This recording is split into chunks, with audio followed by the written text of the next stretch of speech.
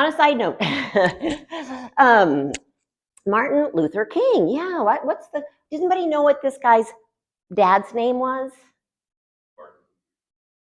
Well, not before they changed it. I don't know what it was. His name was Michael. His name was Michael, and this guy's name was Michael King Jr. And Martin Luther King, of course, Martin Luther King is a reverend, right?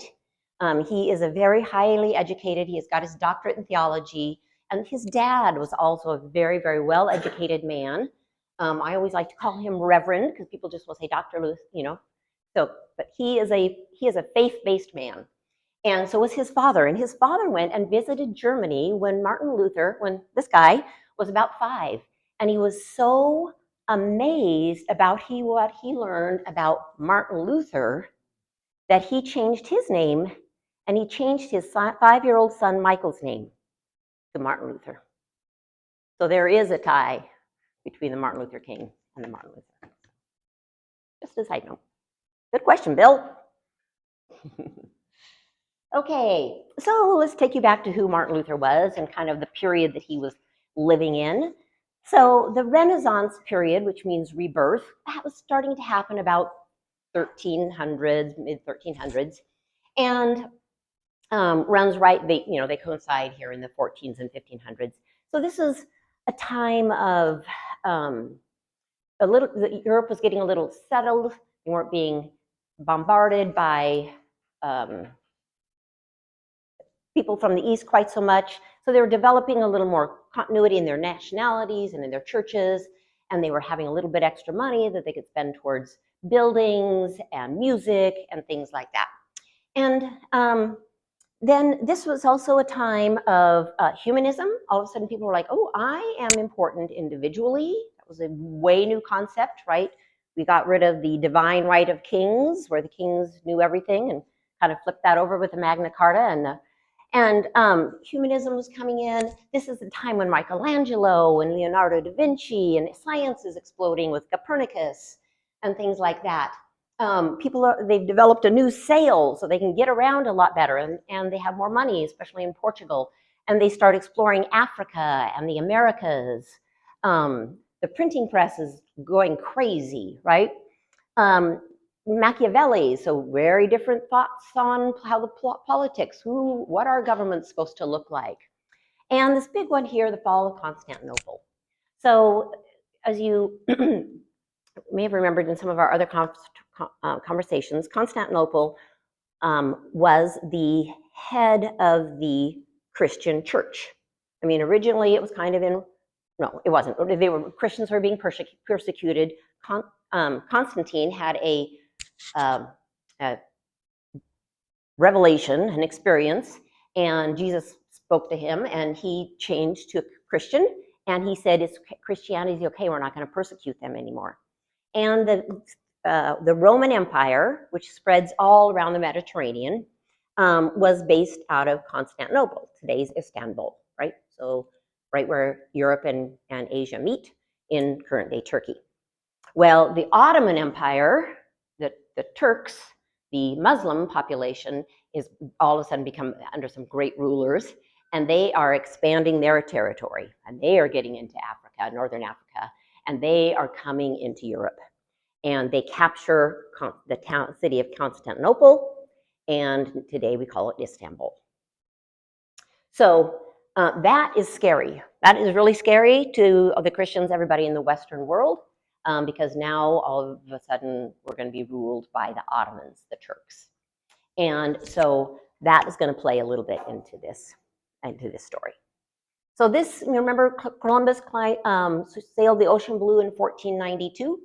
So Martin Luther would have probably heard about him. He would have been 9 when that happened. So that's kind of the world that we're talking about. So back to just Martin Luther and himself.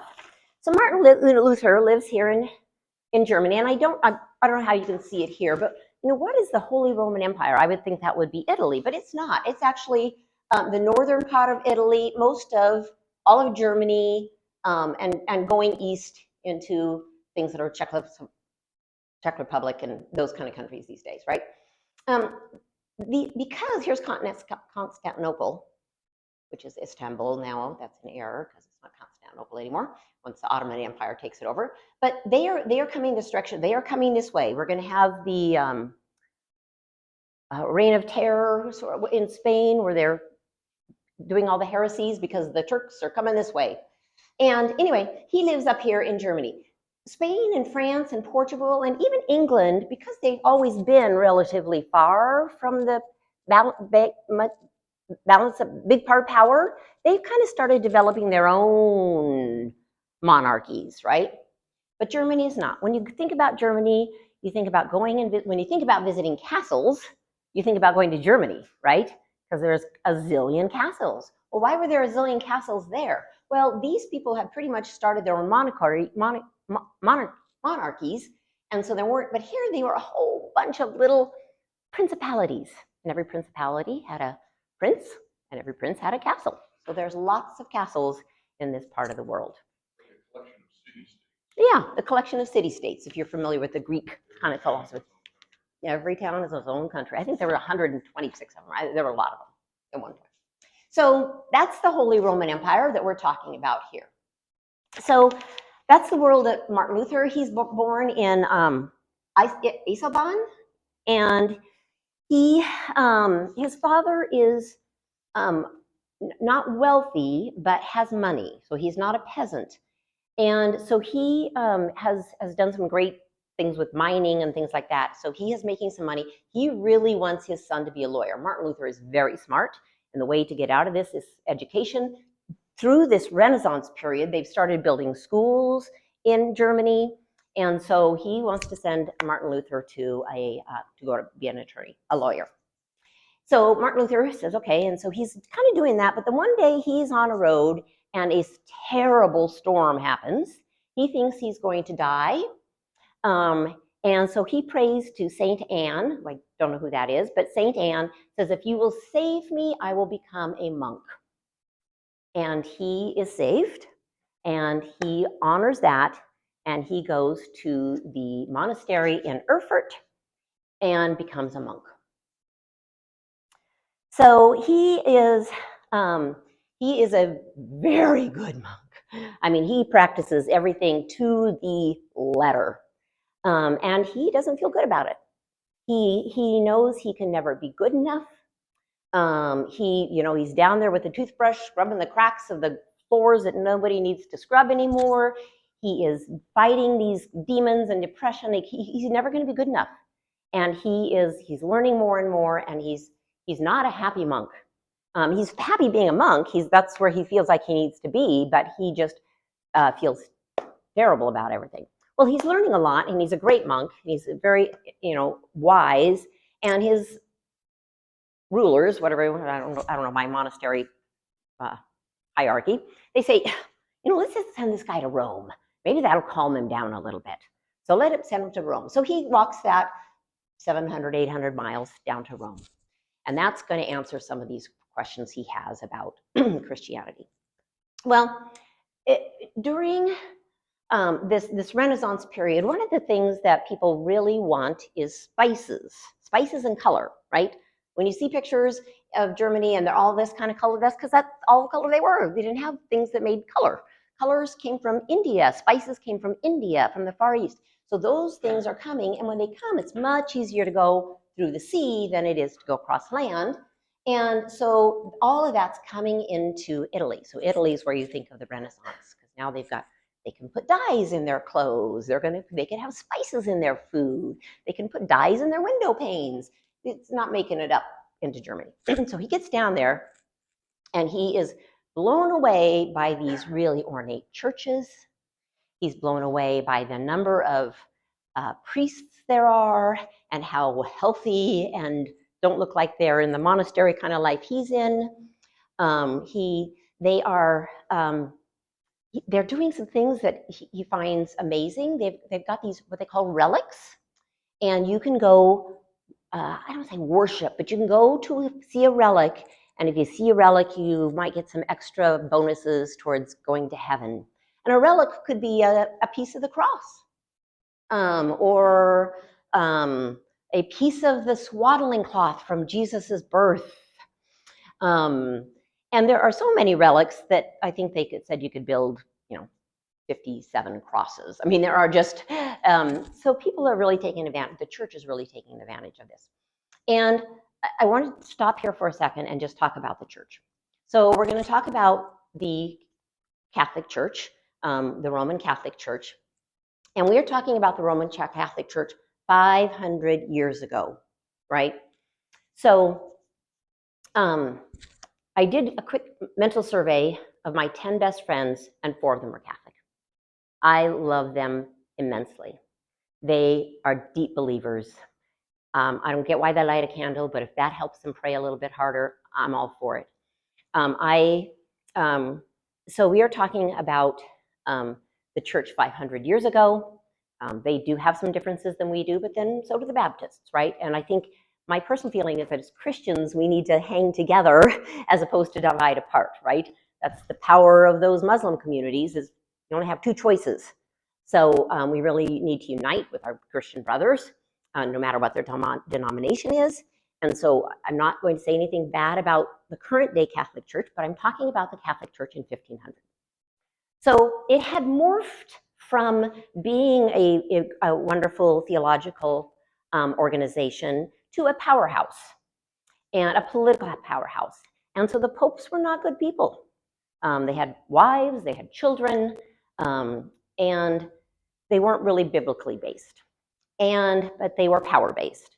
So Martin Luther gets down there and he sees them being not living a good life, right? So the Pope and the cardinals are not being faithful to their vows. They're asked to buy these indulgences, where you buy an indulgence and then he crawls up a step and that'll get his grandma into heaven. And he's like, instead of feeling really good about his church, he's feeling worse about this. And he's like, now where was that in the Bible?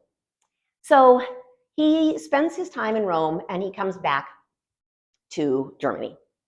And he's still got this issue and concerns. And his person said, you know what? We're going to send you to Wittenberg. And we're going to send you to Wittenberg, and there you're going to study to be a priest, and you're also a professor of the college in Wittenberg. And there he really starts studying the New Testament. And he has this saved by grace, through grace, by faith. But I didn't have to put money in the bucket. I didn't have to be perfect. I mean, I always want to strive to be more Christ-like, but it's not what I do, it's what God did. That is revolutionary to Martin Luther.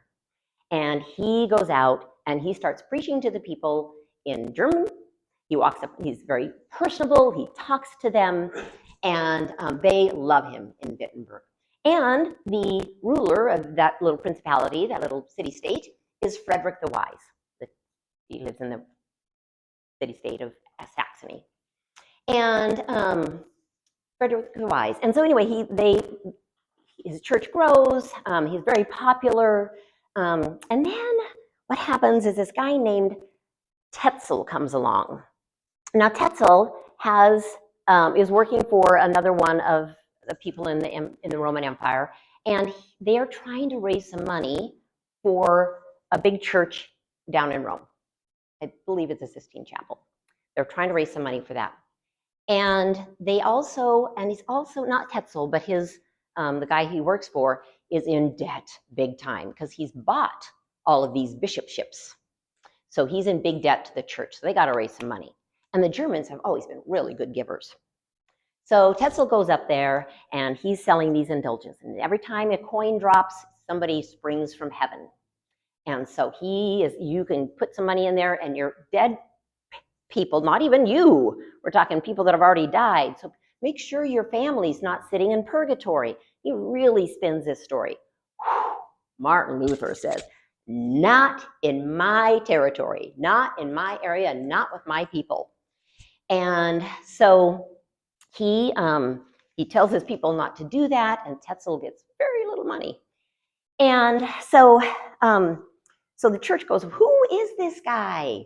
Why didn't Tetzel bring his usual bounty back down to Rome? Why is it only like 25%, I think, of what he usually collects? And they said, well, there's this guy up north named Martin Luther. And Luther says, you know what, this is not good.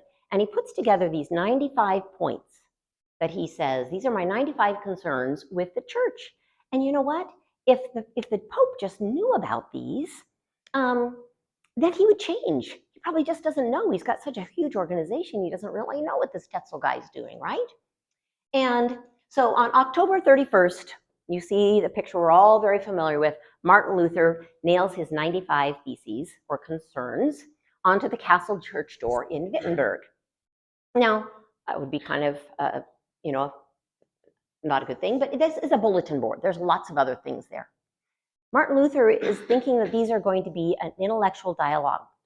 He writes them in Latin, so they're not even for the common people. He really wants to have a dialogue with the church and say, what, you know what, this is what's happening. Did you know this? Let's make a few changes. And so that's what he does. But he's got this huge fan base, and they take those off there, they print them in German, and they distribute them like crazy. And the population says, Martin Luther is our man. So what were these 95 theses? Well, actually, we call them the 95 Theses. Martin Luther wrote them under the Disputation of Martin Luther on the Power and Efficacy of Indulgences. So a thesis is a concern or grievances. Like I mentioned, they were written in Latin, and he just really wanted to make these reforms within the Catholic Church, especially about these indulgences. But he had three basic things he talked about. One is that the Bible is the central religious authority. So if you went through confirmation and you're a good Lutheran, you know sola scriptura, right? That is the Bible only. If it's not in the Bible, then we're not going to pay any attention to it. And so that's what Martin Luther's like, where is it? Where is this purgatory? Where is this indulgence things in the Bible? He also has this big thing about justification by faith. Only God can forgive sinners, not Tetzel by putting money in the bucket, right? People reach salvation by their faith and not by their deeds. And then most of them are on the sale of indulgences. Here you can see number 41. Papal indulgences must be preached with caution, lest people erroneously think that they are preferable to other works of love. So Martin Luther's not saying no to indulgences. He's just saying, let's make sure we, are kind to each other, so all those other things first. In number 43, he says, Christians are to be taught that he who gives to the poor or lends to the needy does a better deed than he who buys indulgences. And number 44, because love grows by works of love, man therefore becomes better. Man does not, however, become better by means of indulgences, but it is merely freed from penalties. So here, Martin Luther sort of still believes in indulgences, right, for penalties. But it goes crazy. So what happens after that? Well, Rome gets word of this rogue monk up in Germany, and is issued a papal bull or a decree. And they condemn Luther on 41 articles. His books are banned, his books are burned. Martin Luther gets his official papal decree. I don't think he burns the original, and he burns that papal decree. He said, no, these books are, these are legit. This is Bible-based, scripture-based. So he's a year later, in 1521, he goes to the Diet of Worms, which is a council, and he's called to that. And the Holy Roman Emperor is actually there also, Charles V, and he is he's got problems. And one of the big problems for him, whoops, wrong direction, look ahead, is these Ottomans coming in. He needs the Rome to be really, the Holy Roman Empire to be really solid. They're the last line of defense before we are taken over by the Ottomans. So he's got to kind of play this politically, so that let's see, there we go. So that that he still has all those princes under him. So there's a lot of people are there, political people, theological people. It's a huge event. And they say, Martin Luther, you have got to recant. You've got to say these books are not true, and I recant these. And Martin Luther says, let me think about that. And he comes back the next day and he says, I cannot recant. Here I stand, I can do no other. With my conscience and with what's in Scripture, I can't recant. Now, Martin Luther's probably going to be burned at the stake. He's a heretic at this point, right? And they were being burned at the stake. We're going to talk a little bit about why was Martin Luther successful and other people weren't. But he's pretty much a goner. So they have this Edict of Worms. Worms is a city in Germany, and he is an outlaw, and he can't leave Germany. And so his life is in danger. And so as he's going back to Wittenberg, I believe it is, he is abducted. And he's abducted by Frederick the Wise of Saxony. Your life is in danger. We're going to steal you before somebody else does. And they take him to the castle at Wartburg. And there he sits. And he writes. If people can't hear him talk, he's going to write. And so he writes and writes and writes. He writes the New Testament using the Latin Vulgate and Greek materials. He writes it into German. So this is one of the first pieces of German literature. And it really was a format for the German language. So he writes that, and he's writing and writing and writing. He does, unfortunately, during this time, the peasants think, ooh, who needs these rulers, right? And there's a horrible uprising where thousands, up to maybe 50,000 people are killed. Luther goes out, he snuck out and sees the horribleness of this, and he is not happy at the peasants and writes them a very mean letter saying, you need to listen to your rulers. So anyway, he's busy doing all of that. And then finally the princes get together many years later, and what's called the Peace of Augsburg. They're once again in the Holy Roman Empire. And the princes try to reconcile with Rome. It's not successful, and they are protesting. These princes are protesting, and so that's where they get the name Protestants. Before that, we were just Catholics, heretical Catholics. Now they are Protestants. But what it did accomplish is that they said, okay, we can't figure this all out, but what we will let you Germans do is whatever the prince decides, that's the faith you will have. So myself, we can trace my family back to the 1500s to Germany, and my family must have grown up in one that went with the protesting princes, right? So I grew up in the Lutheran Church. One of my best friends, who I mentioned, is Catholic. She's also 100% German. She grew up in a Catholic church, so she must have been one of those principalities that stayed with the Catholic Church. So that's kind of what the Peace of Augsburg did, kind of helped tamp some of that down. But for the next 150 years, probably even longer than that, right, we have a lot of what we call religious wars, religious, political, who was sparking who. The Catholics and the Protestants are at war. I mean, we think about Ireland, right? That was just a couple of years ago. And then there's also a lot of conflict within the Protestant family. The Lutherans felt very different than the Calvinists and things like that. So lots of unrest in Europe during this time period. That's why people moved to the Americas for some of those reasons and things like that. Let's see if I'm missing in my notes here really quick. Okay, so we were going to talk about why Germany. So why Germany? Did I miss that part? So why Germany? And part of that was because of those small principalities and things like that. So anyway, what things did Martin Luther accomplish? He accomplished a Bible in the local language. Now you may have remembered in our first class we had the Bible in English translated into English by some people, but he was burned at the stake. So it was stopped very quickly, right? So when Martin Luther did it, the printing press was out and it went rogue, right? It just went crazy.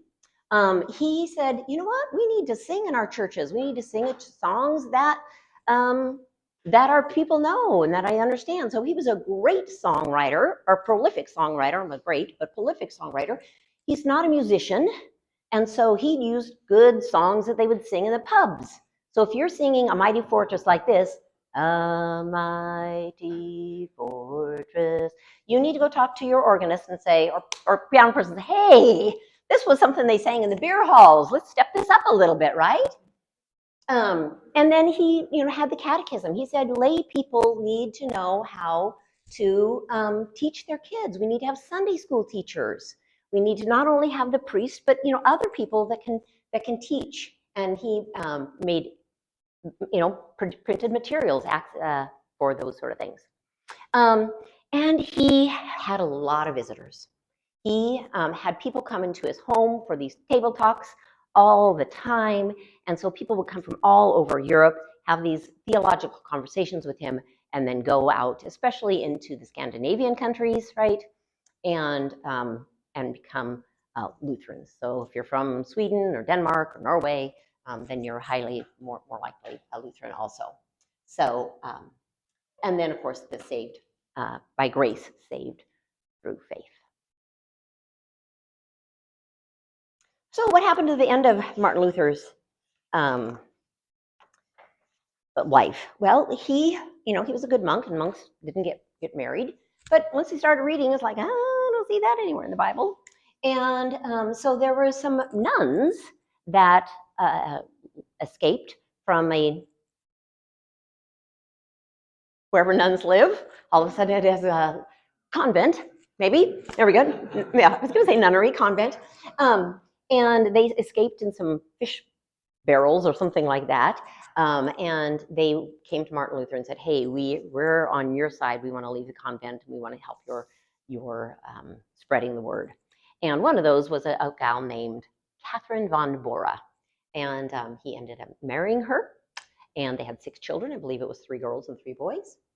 He went back to Eiselbahn, the town that he was originally born in, and to settle a dispute between, I think, some peasants and a prince or something like that. And while he was there, I think he had a stroke and he died at the age of 62. So he lived a very long life for that time period, a very healthy and robust life. So we've got lots of time. I talked really fast. So then this is just a Mighty Fortress, okay, one of my favorite songs. And I always like to, when I teach Sunday school, I always like to teach this song because it's got so much power to it, especially for boys. I think this has got, like, listen to this, a foe, his craft and power are great, and armed with cruel hate. On earth he has no equal. I mean, there's a bad guy out there, right? But we have got should not threat to him. We shall not fear, for God hath willed his truth to triumph over us. The prince of darkness grim, we tremble not for him. His rage we can't endure. It's a great song for boys. So anyway, I love that song. That's his most famous Martin Luther song. And then just very quickly, I think I did, just kind of put down how things happened.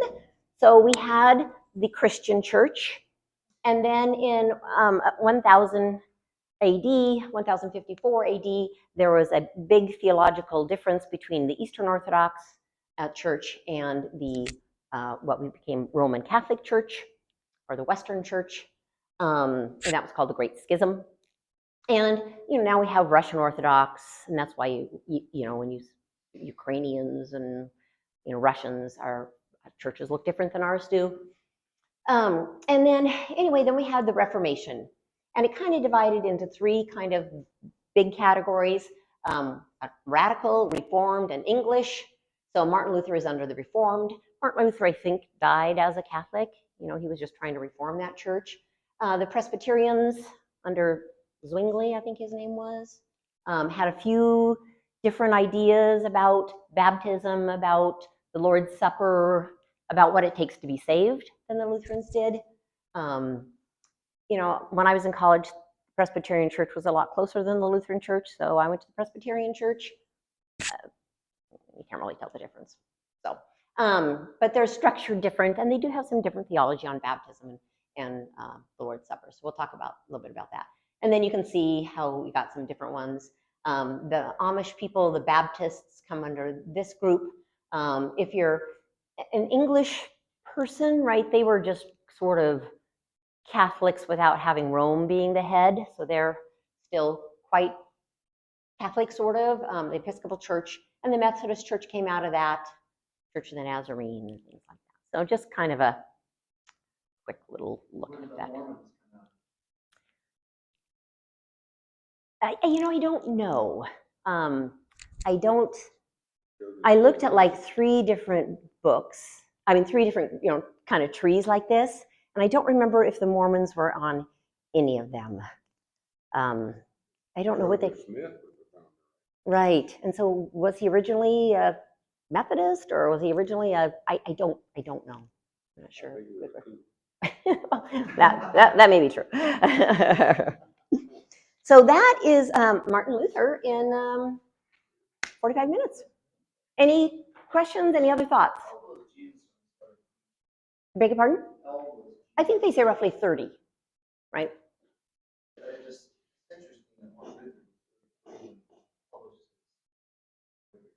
Oh, the 95 Theses?